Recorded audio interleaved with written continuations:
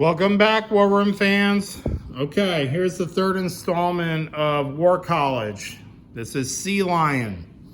Now, we all know Sea Lion is the invasion of Great Britain, but I'm also using this as an example of pinning so we can get a grasp of how do you break naval pinning to invade people. It's also a big concept over in Japan if the United States tries to do a Operation Downfall on them, where they come in and catch Japan napping and try to break their naval so that they can come in and do a land invasion on the following turn. So we're also going to incorporate the ideas of the turn order, bidding for oil, to do the back, do the go last, and then go up to the top and go first, okay? So on the opening turn of this game, if Germany elects to do Operation Sea Lion right off the bat, and let me reset because some of my counters are destroyed here. Okay, so on Operation Sea Lion, we're only concerned with basically Norway, Denmark, Greater Germany, France, air units in Greater Germany, France itself, and Norway, okay? Now, the Italians over here can also lend in with a fighter and a bomber. I don't have them on the board, but the Italians can come in and jump in too, okay? So,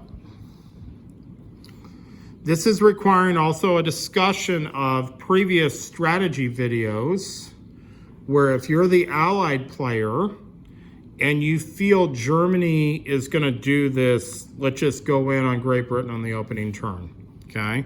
So the series is building. We're building on concepts. So let's just say Germany is going to come in. The British player feels it's coming. The British player should always do this opening defense regardless. It's kind of like on G40, a lot of the experienced players would say that in Global 40 Axis and Allies, Great Britain doesn't have an opening build strategy. They always build the maximum amount of units they can, and I forget, it's been a while since I played G40, but it was on the thing of like they build 6 infantry and 2 planes, or 8 infantry or 9 infantry. So the basic concept for Britain in Global 40 was they always do the opening same strategy. Regardless, period, don't care who I'm playing against, don't care if it's tournament format, they always build the same amount of units in Great Britain.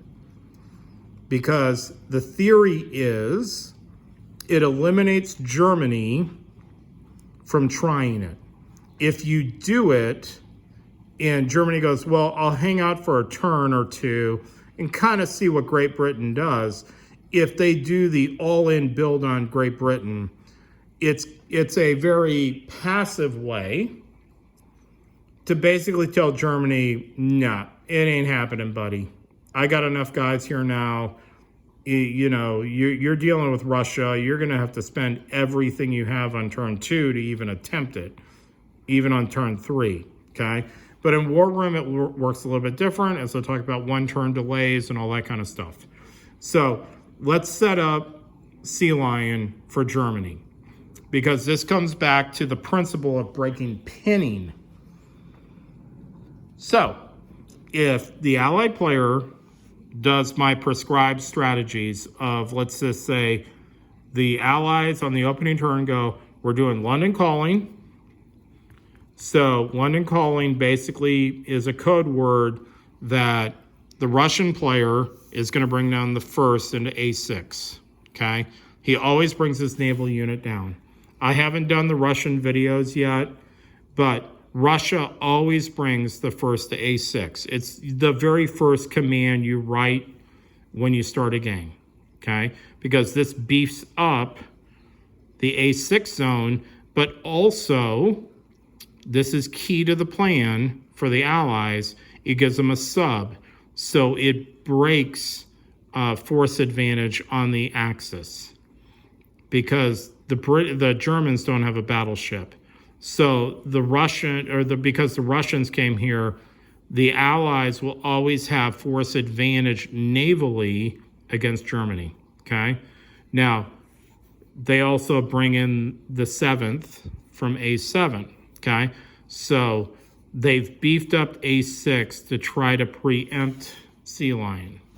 Now, what's also important, though, to remember, guys, is the United States. They're going to bring up their Navy into A2, which is a battleship and a cruiser. So they're sitting here lurking at the end of turn 1, which we'll get to, but that's important. Now, remember, the Canadians are all going to be in A7. Their 2 land units are going to be here. All the air units from America and Canada have all flown in Great Britain on turn 1. Okay? But we're only worried about turn 1. So, in order to pull off Sea Lion, so let's just say the British do the prescribed, the most logical thing, and bring the whole Navy in A6. Germany brings out the 1st. That's one order. They bring out the 5th. That's the second order. They bring in the 3rd. Now, the 3rd can go into A6. Okay. Now, that depends on turn order. Okay. Now, this is key to this plan, too. You write the 3rd to go to A6. But let's just say in this plan, Germany actually goes first. The 7th will still be in A7th. The 3rd will come in and pin that Navy in A7, okay? So now the British have lost a battleship and a cruiser because they got pinned by 2 of these subs. So that's another aspect of this plan, is that if you want to do Sea Lion, maybe in the big picture of the game, you want to bid some oil at the beginning of the turn to outbid Britain and have the 3rd come in and tie these guys down, because now you're only dealing with 4 units, okay? If you want to go like really crazy top level strategy, so let's just say you outbid everybody. The Russians are still up in A1. You bring in the 5th or the 1st. Remember what we talked about in the previous video. You leave a cruiser and a sub, then you have 1 cruiser go out here or 1 cruiser go here. The 5th, you write their orders because you're thinking you're going to outbid everybody. You could write the 3rd, which starts in A15 right here, right off the screen.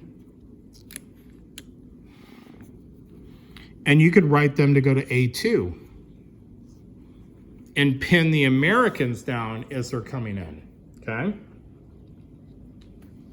Or you write them, so we have 1 unit here from the 1st here to try to pin down the Russians. There's going to be a new naval command here.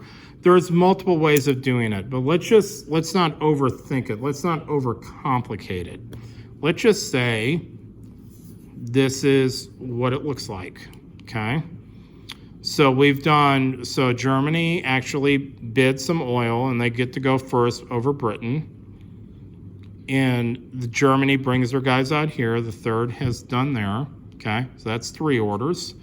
4th order is the 55th from Norway comes off, 4. 38th, Denmark, that's 5. Germany, that's 6. France, that's 7. Now we need air power, 8, 9, and then you have the Italians come up with their air wing, which is a fighter and a bomber. Or you could elect to leave Denmark here and bring out the 11th, okay? So now for the naval engagement, which is all we're concerned about on the first turn, we're only worried about the naval engagement. These guys, their fate completely resides in the Kriegsmarine. Can they survive? Okay, so they've got 4 subs, 2 cruisers, and in this scenario, they're facing off against a fighter, a bomber. What the heck am I talking about here? A battleship, a cruiser, 2 cruisers, and a sub. Now, obviously, if Great Britain is worried about this strategy, they're going to bring off the British air units and the American air units all into this combat zone, which is going to give them 4 fighters and a bomber squaring off against our 6 fighters and 4 fighters. Okay? Now, the most important aspect of this battle is that the plan is on turn 2, all these land units are going into B1, okay? So the most important thing is to kill as many of these units, these 4 naval units, as possible. It's no different than if the guys who've watched the Calcutta Crush strategy, and on turn 2, when Japan goes into India and brings their air units, you're gonna have to, to pull this off, you need to literally sacrifice some of your air units. And what I mean by that is, I know you have all those Allied air units sitting out here, and it's really juicy to go after them in an air-to-air combat and try to kill as many Allied air units as you can. Don't get me wrong, that's a really good plan. But our big goal is to take Great Britain. So all these air units all go naval. Everything's going naval. So you got 6 here on this stack. You've got 6, so that's 8. And then the cruisers each add 2. So you got 8, 10, you got 12, okay? But then you've got all these fighters coming in. So you got 6 fighters, let's just say they all get through, that's 18, so that's 30. You've got 3 bombers, which come in at 3, that's 39. So you can lose some fighters to inherent anti-air from these guys. And this isn't, they're gonna put up a good fight. So the reality is you might not come in with 30 dice. You might lose like a bomber or 2. I don't even have the Italians out here. So you're gonna have 4 bombers and 7 fighters. But realistically, if the Allies come out, now remember, they get to go second, putting on the battle board. So if they don't look at it like I do, that the naval combat's more important, they might put all their air power into anti-air, and they might shred like 2 bombers and 2 fighters. But that's okay, because we just want to get as much as we can on here. And realistically, let's just say that did happen. We come out, we go all ground, meaning we're going all naval. The Allies' air power, if they put them out, in this example they did, they go all anti-air to try to kill as many of our planes as possible, okay? So let's just say the 11th is gone, the Italians are gone, okay? So this is all that makes it through on the naval engagement. So we said we have 4 subs, 2 cruisers, that's 10 surface, 3, 4, 5, 6, no, that's 12 surface. This is another 9, so 21. There's another 9, that's 30 in naval going in here, okay? Now, Britain does have a port, so they're gonna get +2, and they go, well, let's just say the cruisers go escort. So that's 2, 4, 6, 10 coming back at us. 10 coming back at us, realistically, is gonna leave us with, heck, even let's just say they get lucky. Let's just say they kill our cruisers. They kill a sub, okay? we're still going to have 3 subs left. But if we're coming at them with 30, let's be generous. Britain still has their battleship, okay? So now what we got is a scenario on turn 2 where we have 3 subs pinning their battleship. Our planes fly back and just keep them in video. They all fly to Norway, okay? So now we know at the end of this specific combat in turn 1, if we outbid Britain and we outbid America, now this battle will be key too, because most likely, even in the best case scenario, well, that's not the best case, but the most likely scenario is it's looking like that. So now they have a battleship here. The Americans are sitting here, okay? If America and Britain get to go before Germany, they're gonna bring in all these naval units. And because they have 4 naval units and we only have 3, none of these guys can invade, okay? This is important, guys. I'm gonna do it again. So you're starting turn 2. And you're looking at the map. And you go, we can get these 3 land stacks into B1 at the on turn 2. On turn 2. But we have to outbid Britain. The thing about it is if America goes before us, they have 3 and we have 3. I know there's a discussion, especially with the, when the game first came out and over time, everybody's saying like subs are pointless.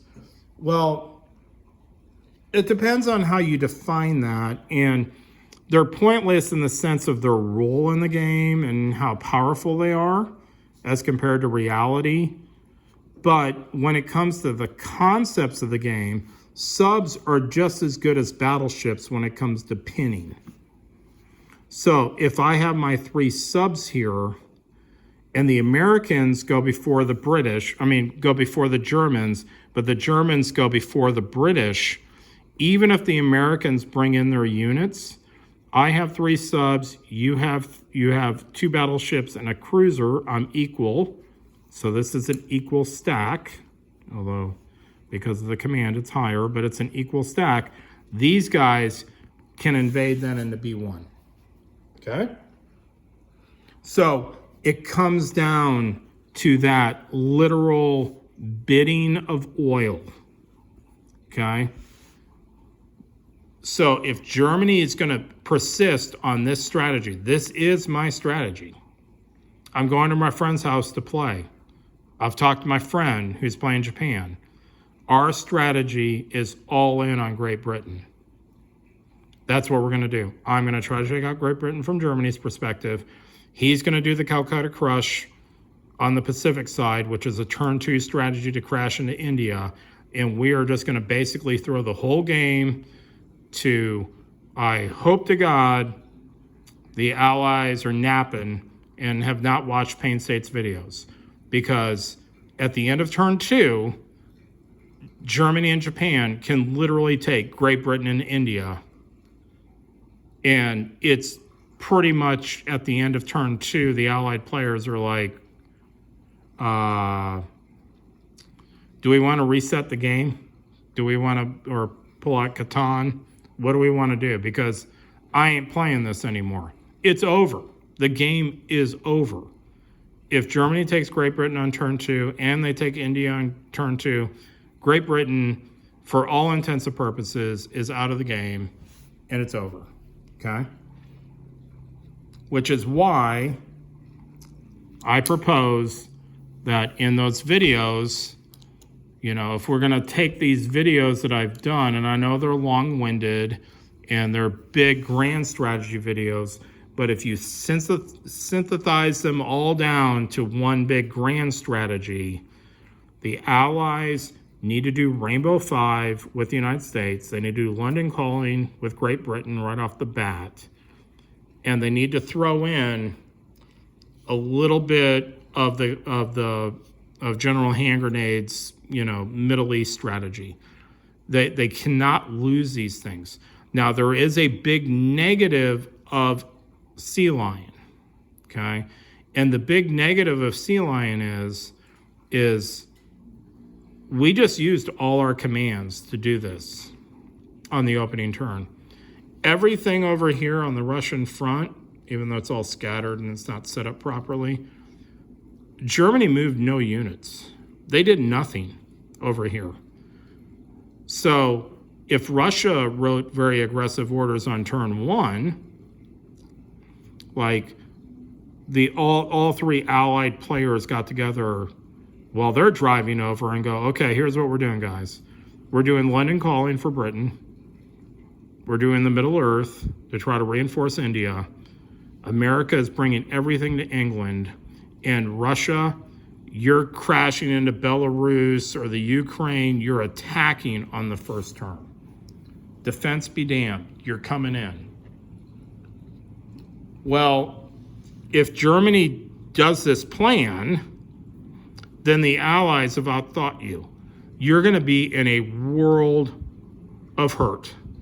Because even if the Russia doesn't take the Ukraine or Belarus, they're just tying you down. Remember, you didn't move any of those units. Individually, they're kind of nice as stacks, but they're not enough on that second turn to, you're going to have to spend the whole second turn figuring out a really good plan on how to withdraw your units to form up bigger units because Russia's coming at you, okay? And this is a real problem, okay?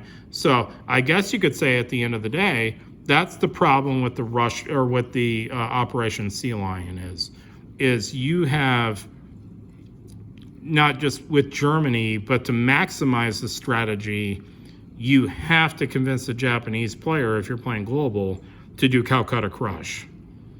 And so it's like the Axis right off the bat have gone into this all-in gambit, this all-in plan. Well, if it doesn't work, we're pretty much well screwed. Because Japan, to do the Calcutta Crush, is in the exact same position. They move very specific units, and none of their main units are moving. They're not attacking China. They're not doing anything. They're just moving everything in on their 9 commands. And if the Allies call them on it, well, then it's over. So that's where the flip side of this is, guys. If you're looking at it from, well, I'm going to be playing the Allied player, that's why you do these all-in Allied turn one strategies on, defend Great Britain, defend India, because it pretty much will go into game turn 2. Japan and Germany are like, okay, I guess that plan's off the table. We need to transition to a new plan. Okay? So even if, let's say, Germany does Cobra Kai off the bat, which the strategy in itself basically says we'll deal with Great Britain as our last victory point. But by doing Rainbow 5, London Calling, you've pretty much, the German player at that point is like, okay, this whole thing is done and it's all over. But let's get back to, we got sidetracked on strategies that I've been talking about, and now you kind of see them in practice, that this is how the pinning stuff works. And for naval, it's the exact same as land. You have to have equal stacks. And if you have equal stacks, then your land units, your transport units, I guess we'll call them, for war room, can then move in and invade, okay? As long as you have equal stacks, okay? So that is how it works for Sea Lion, okay? And now you know what you're getting into. It's an all-in strategy. All 9 commands are going to A6. Well, 8 of the commands are going to A6. 1 of the commands is going to A7. Now, Okay, so here's another. Now this is a very subtle nature, and we're gonna get into, like, when I told you guys we're gonna do an order writing video too. So when you're writing the orders, remember we're doing it in the blind. So I don't know if I bid oil, I don't know if I'm actually gonna beat Great Britain. So on the opening turn, the A13 command, or the third naval, which is an A13, when you write their order, because you don't know exactly what's going to happen. And let's just say Great Britain does beat you on bidding. Well, and they wrote their orders to A6.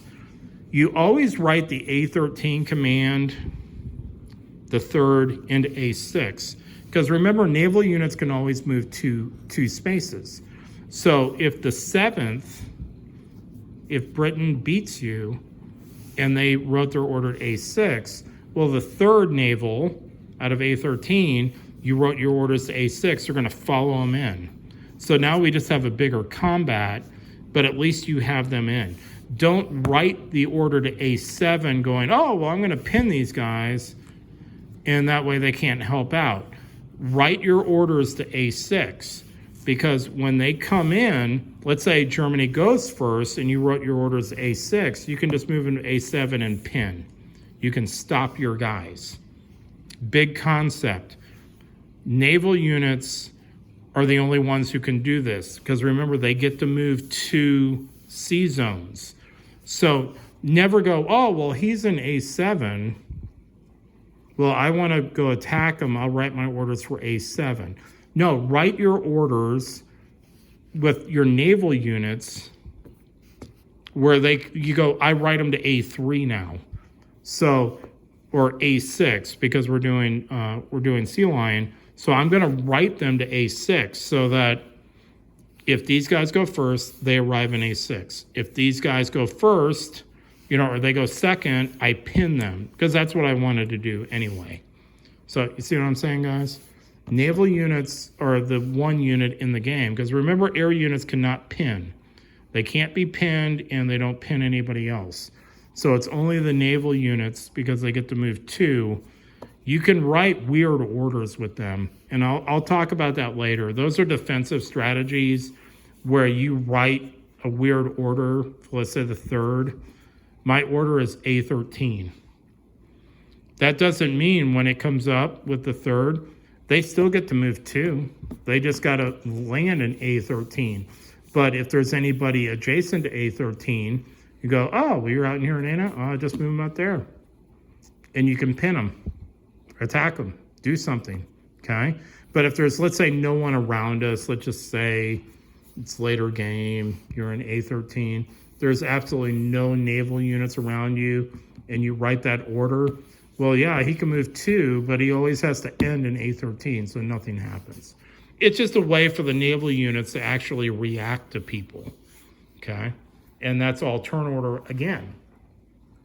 Making sure that you go last on the turn order, because if you go last, then your naval units, you can write weird commands like 3rd to A13, but they get to move 2. So if there's allied units in A8, you could go, well, I go out here and I attack you. Okay, you're not just stuck in A13. You still get to move 2. Now, in this case, it'd be 1, 2, because I have to end in A13. That's where the command was. But you can still move out, okay? So naval units have a reaction radius, we'll call it. But that's all done through turn order, writing, and stuff like that, which we'll talk about later. But this is the big thing about, this is how you break naval pinning, guys, okay? And the same concept happens on the other side of the map with Japan, with Operation Downfall, which was the big operation to invade Japan, which never happened, but it was an actual operation. But the Americans can sometimes catch a Japanese player in a same situation where they bring in, let's just say this is an American stack, and Japan only has, let's say, 2 units sitting in Japan. Well, next thing you know, depending on the battle, if the United States has more naval units or equal stack, and they put a lot of land commands in P1, then they invade P1. And they kind of like sneak attack you and take you. So you always have to be aware, especially with naval combat, you know, the force disposition, especially with naval units sitting behind the main combat. Because remember, if they go before you, they come in as reinforcements. And then they throw your plan awry. So let's just say, you know, in this scenario, the very first turn, this is how it ended up. Germany definitely has an advantage. They got 3 subs. Britain only has 1 naval. But if Britain and America realize this, and let's just say you didn't write anything for this, okay? Which is common. I mean, this is an all-in strategy. But let's just say you decided to do that, but you wanted to leave some of your orders for over there, and these guys are still sitting here. Well, then this whole thing just turns into a set piece. This is a set piece, beginning of next turn. How much oil are you willing to blow? Because if Britain goes, well, I have to go there. America goes, I have to go there. Because if I don't, then these guys are going here. Then an experienced allied team or player, depending on who's running who, will go, well, Britain will save all their oil. So they'll have 12. America saves all their oil. So they have 14. So Germany has to beat Britain, okay? And they have to bid 13 oil. Well, Germany doesn't have 13 oil. Or they have to bid 12 at least to match Britain to turn it into a random draw on the order. But if Britain is in that situation, remember Great Britain can always trade with Venezuela. So they trade 5 oil. So on their next turn, they get 8.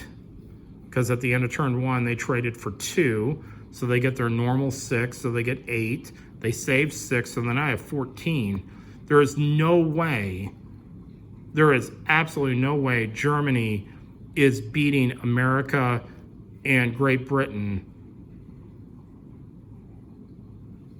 on the oil bid. These 2 units will come in and will pin you. There's absolutely no way you can beat them because Germany at this point in the game cannot trade for oil because of what you just did, okay?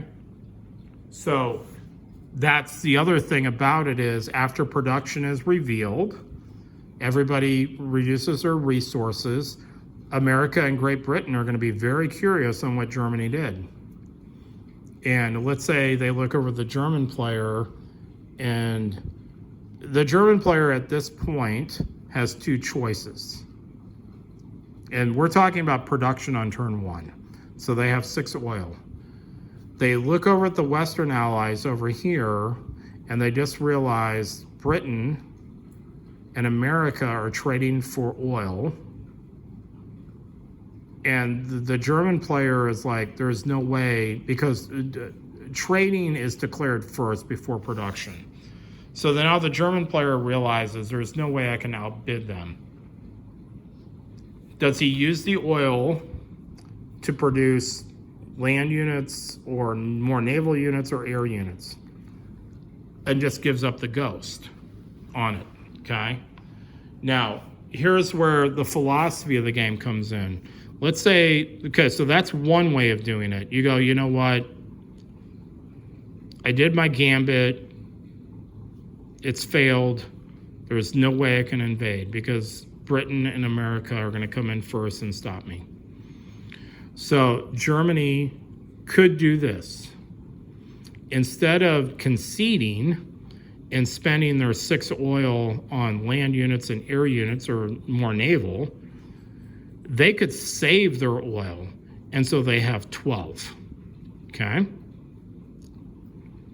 Now, what you're doing is you're setting up for the second turn because Britain and America are like, if we don't go first, we have all these stacks coming in. Great Britain is falling. it's over. So what you're doing is you're forcing America at the beginning of the next turn. They look over at Germany and go, well, how much oil do you have? And Germany goes, well, we have 12. So remember, Britain didn't spend any of their oil, so they start out with 6. They spent 5 of their OSRs, so they got 8 oil, so they have 14. America didn't spend any of its oil, and it starts with 8, and it traded for 2, so now it has 10, so it's got 18 oil. You basically force the British and the Americans to bid 13.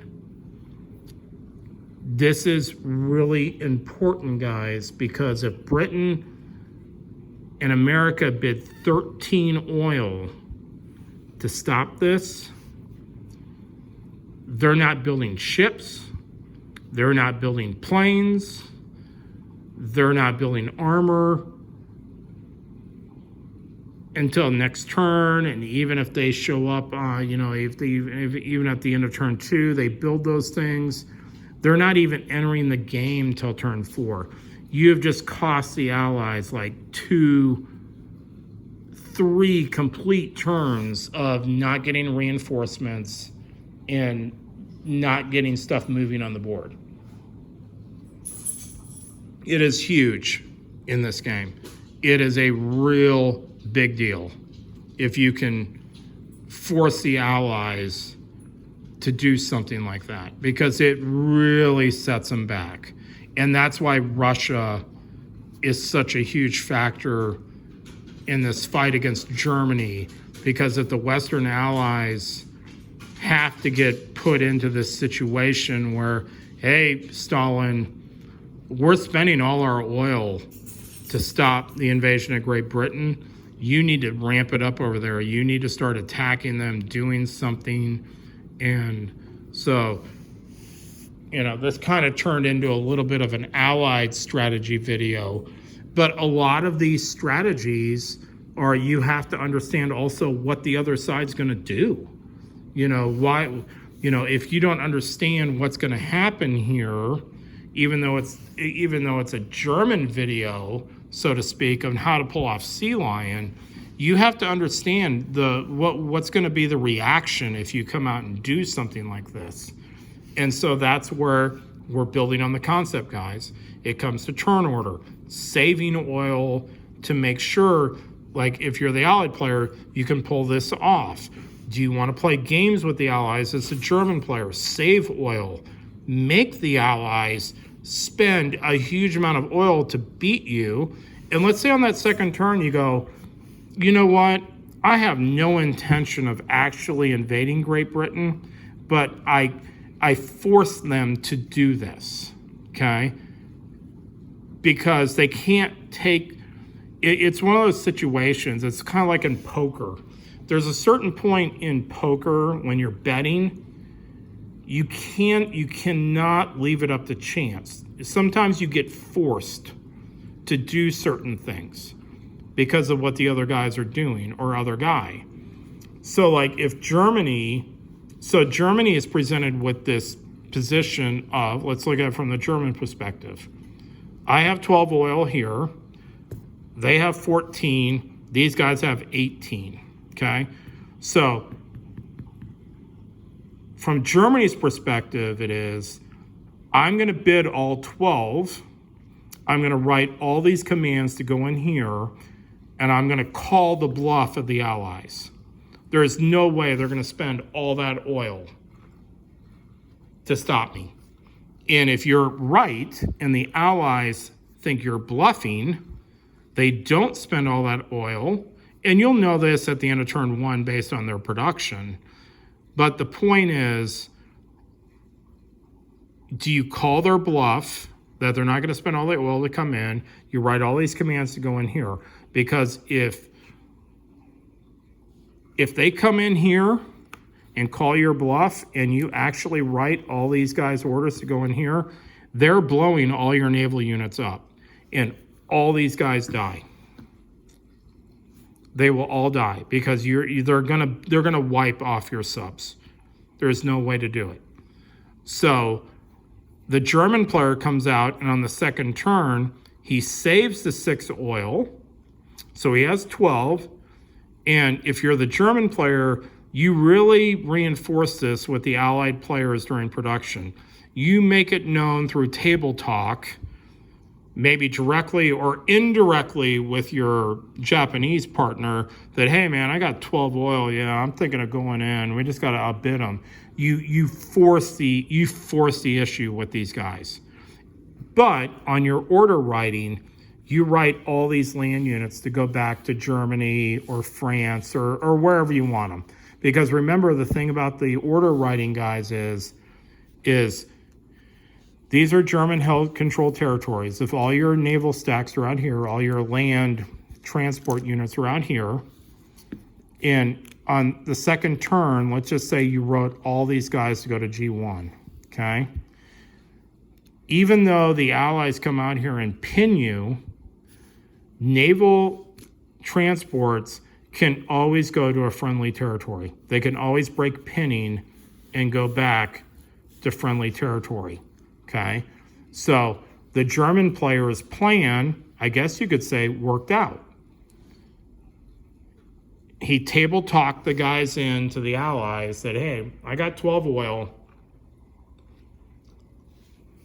I'm going into Great Britain. Screw it. You give a really good speech about how I just think this game really is only a 3-turn game or a 3-turn type of game. So I'm doing it, the great gambit. If I win, I win. If I lose, I lose. I don't care. And the Allies spend all their oil and pin you, and then you write all your orders to go back here. And now on going into game turn 3, you have 18 oil where you can, now granted all these guys are dead, but you have 18 oil and you can do whatever you want on production, but you've really set back the Allies, okay? So that's Sea Lion in a nutshell. And we've talked about the pinning concepts. This is where pinning is important because the Axis can pin them down, and that's how you pull off Sea Lion. Pin them down, pull off Sea Lion, okay?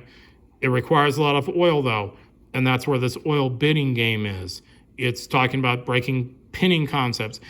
There's a lot of the game wrapped up in this really long video now, I just realized, of A6 and Sea Lion.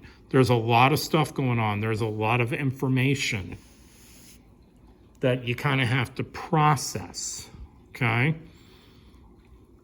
At the end of the day, and this is how we're going to end it, Operation Sea Lion, just like Operation Downfall in Japan for America, doing a sneak attack early in the game on Japan, is going to require you to coordinate your forces where you can go into A6 or P1, which is off of Japan, have it all set up where you know you will have a naval superiority over the other guy with land commands, where if you bid to go first, the land commands are going in, period. There's nothing they can do to stop you, but it's all about pinning, okay? So remember, guys, in this example, if it's the 5th against the 7th, they got 3 subs, and Britain has 2 naval, you break pinning, bam, everybody invades Great Britain. Okay, so that's what it comes down to, guys. There's a lot of things, and this is, I'm talking about a very big battle here, something that's really, really important in the game. Taking out Great Britain on turn 2 is catastrophic for the Allies. Taking out India in turn 2, if we do Calcutta Crush on that strategy, it's catastrophic. Same thing with downfall of Japan. But you can do it on even little battles like in China, in Southeast Asia, in small battles up here coming out of, let's say you go into Leningrad, then you break pinning to go into Archangel or Karelia, So all these concepts apply even to the small battles, but the best way to show it is like big like game-changing, catastrophic style strategies, which Sea Lion is. I mean, this is a huge opening gambit thing for Germany, and they can pull it off, but it incorporates all the subtle things of War Room. It's not like Axis and Allies Global, okay?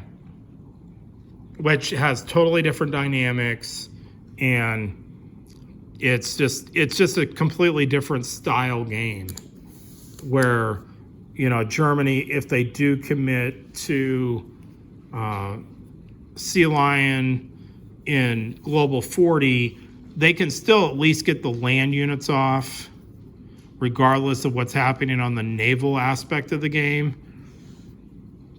But, you know, it just depends on how it works. But that's the big thing about the difference between the two games. If Germany commits to Sea Lion in Global 40, regardless of what happens out in A6, the land units in Global 40 are still coming in, okay? In War Room, it doesn't work that way. So that's how it goes, guys. So I hope this was helpful, explaining to you Operation Sea Lion, its pros, its cons, but also incorporated how pinning works, how turn order works, and why it's so important in a big battle like that, because this concept applies to pretty much, well, every battle, okay? Every battle is always pitted on this. If I can break some guys away and cause the other guy pain and suffering, then that's probably something I should be looking to do. And obviously, if you realize the other guy's doing that, you're like, what can I do to make sure he doesn't do that and annoy the hell out of me and table flip the game? So, okay, guys, long video, I realize, but I hope you guys hung to the end and understand the concepts. And then we're gonna pick it up again. My next video is one of my favorite aspects of War Room is to do actual historical like operations. So the next one we're gonna do is Operation Z, or Z, as naval guys like to call it. But that's the interwar plan that Germany had for their naval power. And we're gonna explore, what if Germany does Operation Z and actually builds Navy? And we're gonna see how I think that could really help Germany out in the long run. So we're gonna do Operation Z next. Talk to you guys later. Bye.